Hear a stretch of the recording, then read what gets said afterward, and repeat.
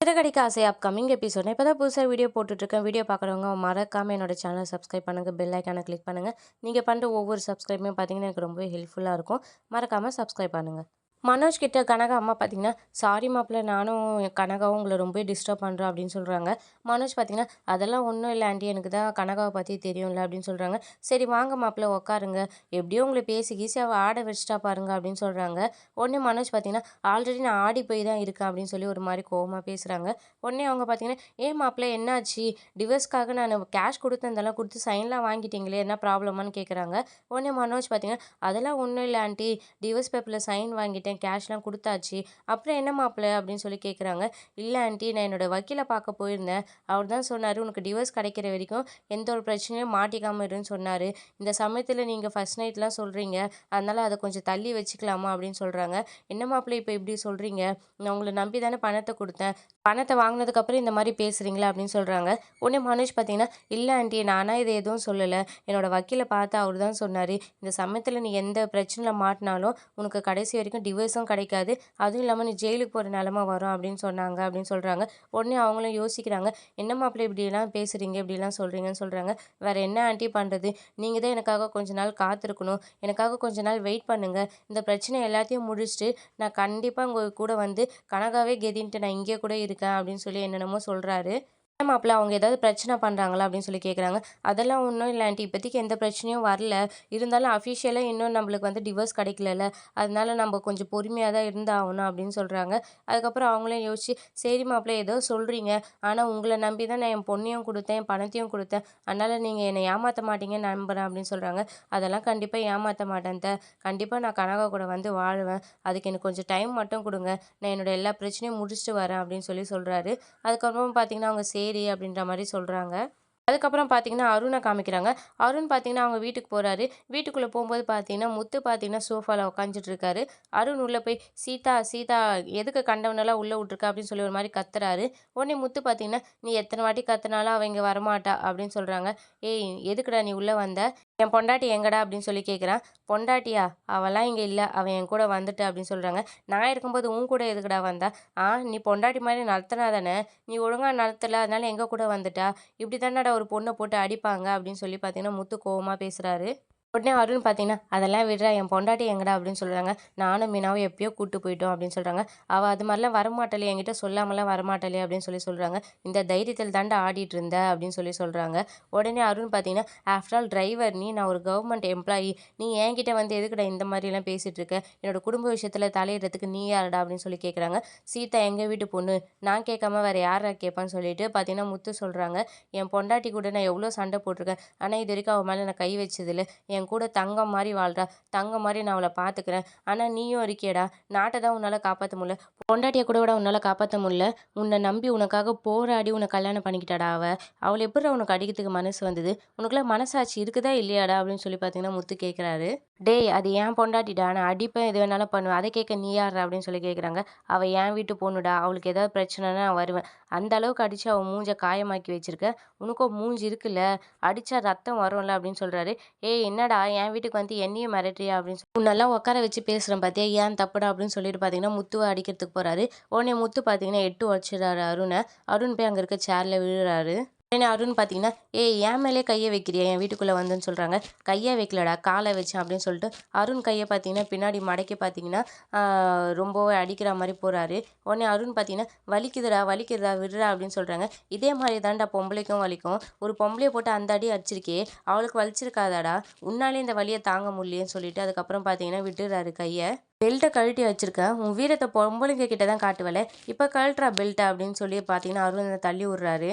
அருண் பார்த்தீங்கன்னா, "இருடா, என்னை வீட்டு பூந்து அடிச்சேன்னு சொல்லிட்டு உன்ன தூக்கி ஸ்டேஷன்ல போடுறேன்" அப்படின்னு சொல்றாரு. "போ போ, சொல்லு போடா. ஒரு டிரைவரு ஒரு போலீஸ்காரன வீட்டுக்குள்ள வந்து அடிச்சான்னு சொல்லு. உனக்கு தான்டா அசிங்கம். நீ அவள அடிச்ச அடிக்கு அவள நேரா நான் ஸ்டேஷன்ல கூட்டு போய் கம்ப்ளைண்ட் பண்ணியிருந்தேன்னு வையி, இன்னைக்கு நீ ஜெயில்ல இருந்திருப்படா. ச்சீ, நீலாம் ஒரு மனுஷனாடா? உனக்குலாம் வெட்கமாவே இல்லையா? உங்க அம்மா இருந்திருந்தா இவள அடிச்சதுக்கு பார்த்துட்டு சும்மா இருந்திருப்பாங்களா? உங்க அம்மாக்காகவாவது நீ யோசிச்சு பார்த்துருக்க மாட்டியா?" அப்படின்னு சொல்லி பார்த்தீங்கன்னா, முத்து திட்டுறாரு. புருஷனாச்சுன்னு எல்லாத்தையும் பொறுத்துட்டு போனா, நீ ஏறி மிதிக்கிறியாடா அவள? இதே அவ நினச்சிருந்தான்னா, இன்னத்துக்கு நீ ஜெயில்ல இருந்திருப்ப அப்படின்னு சொல்றாங்க. அவ வீட்ல தான் இருப்பா. அவ வரமாட்டா. நீ எப்போ மன்னிச்சு மனம் திருந்தி அவகிட்ட மன்னிப்பு கேட்குறியோ அப்பதான் வருவா அப்படின்னு முத்து சொல்றாங்க. உடனே அருண் பார்த்தீங்கன்னா, அதையும் பார்த்துடலாம். நான் மன்னிப்பு கேட்கணுமா? என்னால மன்னிப்புலாம் கேட்க முடியாது. ஆனாலும் அவ இங்க வருவா. அவ என் மேல இருக்க லவ்ல கண்டிப்பா இங்க வருவா பாரு அப்படின்னு சொல்றாங்க. ஆமா லவ் மண்ணாங்கட்டி லவ். போடா அவ கண்டிப்பா வரமாட்டாடா. அந்த அளவுக்கு ஒண்ணும் சுயமரியாதை இல்லாத பொண்ணு ஒண்ணும் சீதா கிடையாதுடா அப்படின்னு முத்து சொல்றாரு. பார்க்கலாம்டா சவால்ரா. அவ வருவான்னு அருண் சொல்றாரு. மன்னிப்பு கேட்காம அவ வரமாட்டான்னு முத்து சொல்றாரு. அதுக்கப்புறம் பார்த்தீங்கன்னா, அங்கேருந்து முத்து பார்த்தீங்கன்னா, சவால் விட்டுட்டு அங்கேருந்து கிளம்பிடுறாரு. அதுக்கப்புறம் பார்த்தீங்கன்னா, மனோஜ் வீட்டுக்கு வராங்க. விஜயா பார்த்தீங்கன்னா, "ஏய் உன்ன தான்டா எதிர்பார்த்துட்டு இருந்தேன். வாடா உன்கிட்ட தான் பேசணும்னு நினச்சேன். என்னடா அந்த பார்லர்காரிக்கிட்ட பேசினியா?" அப்படின்னு கேட்குறாங்க. உடனே மனோஜ் பார்த்தீங்கன்னா, "அவகிட்ட நான் என்னத்தம்மா பேசுறது?" அப்படின்னு சொல்றாங்க. "என்னடா இப்படி சொல்ற? இங்க வந்து டைவர்ஸ் பேப்பர்ல சைன் பண்ணும்போது மயங்கி விழுந்துட்டு வயித்துல இருக்க குழந்தைக்கு நீ தான் அப்பான்னு சொல்லிட்டு போயிட்டா. இவகிட்ட போய் என்ன பேசுறதுன்னு சொல்ற?" அப்படின்னு சொல்றாங்க. உடனே அண்ணாமலை வந்து பார்த்தீங்கன்னா, "என்ன விஜயா என்ன பேசிட்டு இருக்க?" அப்படின்னு சொல்றாங்க. உடனே முத்து பார்த்தீங்கன்னா, வேற என்னப்பா பேசுவாங்க? மனோஜோட டைவர்ஸ் விஷயம் தான் அப்படின்னு சொல்றாங்க. அவகிட்ட எப்பதான்டா நீ டைவர்ஸ் வாங்க போற? அப்படின்னு கேட்குறாங்க. உடனே மீனா பார்த்தீங்கன்னா, அவ சொல்றதுல எதுவும் தப்பு இருக்க மாரி தெரியல. அவ வயித்துல வளர்ற குழந்தைக்கு மனோஜ் தான் அப்பான்னு நினைக்கிறோம் அப்படின்ற மாரி சொல்றாங்க.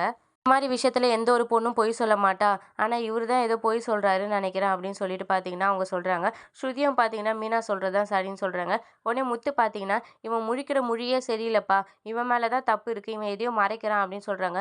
உடனே விஜயா பார்த்தீங்கன்னா, என்னடா எல்லாரும் இந்த வீட்டுக்குள்ள உட்காந்துட்டு அவளுக்கு வக்காலத்து வாங்கிட்டு இருக்கீங்க அப்படின்னு சொல்றாங்க. அவள்லாம் எதுல வேணாலும் பொய் சொல்லுவா. அவள பத்திலாம் உங்களுக்கு தெரியாது. கண்டிப்பா வயித்துல இருக்கிறது இவனோட குழந்தையா இருக்காது அப்படின்னு சொல்றாங்க. உடனே மீனா பார்த்தீங்கன்னா, இந்த மாரி விஷயத்துலலாம் எந்த ஒரு பொண்ணும் பொய் சொல்ல மாட்டா அப்படின்னு சொல்றாங்க. ஸ்ருதியுமே அதான் சொல்றாங்க. டிஎன்ஏ டெஸ்ட்ல மட்டும் அது வந்து மனோஜோட குழந்தைன்னு வந்துச்சுன்னா, உங்க பையன் ஜெயிலுக்கும் வேண்டியது இருக்கும். அவங்களுக்கு நஷ்ட ஈடும் குடுக்க வேண்டியது இருக்கும் பாருங்க அப்படின்னு சொல்றாங்க. உடனே விஜயா பார்த்தீங்கன்னா, அது உண்மையா இருந்தா தானே, அதுதான் உண்மை இல்லையே. இவன் தான் அப்பா இல்லன்னு சொல்றானே அப்படின்னு விஜயா சொல்றாங்க.